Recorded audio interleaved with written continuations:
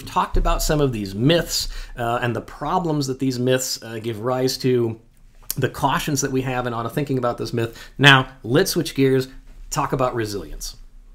It starts with, I think, preparing the organization. It starts with, I guess, measurement first and foremost. It's being able to measure what do we need to be able to respond to an event and what do we need in the middle of responding to an event.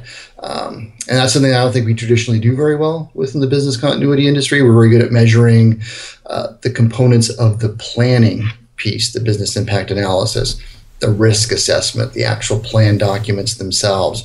And then I think the other piece is we don't practice and we don't execute against those capabilities. We spend a lot of time preparing, planning, developing plans, developing procedures, all to basically spend sometimes, 90 minutes, maybe 2 hours on an actual exercise where you're actually executing against those plans and procedures. And I think we need to do the exact opposite, which is spend a lot less time writing and documenting plans, spend a lot more time to actually execute against those procedures.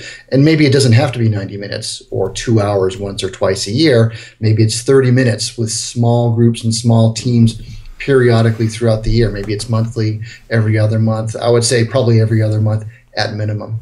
Now, before we tie all this back together, talk a bit about culture, because you talk in your article a lot about culture and the importance of culture. Mm-hmm. And so what do you mean by that, and why is it important? What do we need to be doing that we're not doing?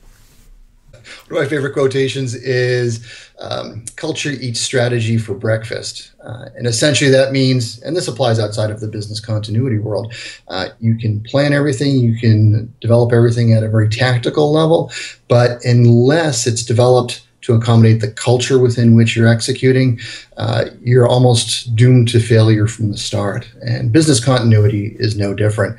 I think as practitioners, we sometimes think that we can take a very cookie cutter approach to business continuity and disaster recovery planning and believe that all these components, they might have worked here in this organization, we can take the exact same steps and implement and execute in another organization, even if that culture is drastically different, and that's very, very rarely the case. Now, when I think about culture, I think about when you say, okay, we need to change the culture, so we need to raise awareness, and we need to tell people about the importance of how critical continuity planning is. But that's not what you're talking about.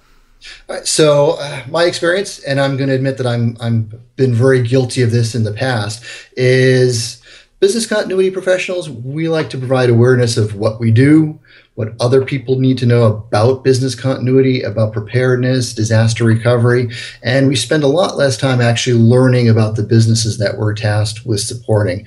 And again, I think that's something that we need to flip around. I think people within business, they understand what they need to know, which is how to run their businesses. They don't have to be experts in business continuity or resilience to be able to respond and recover.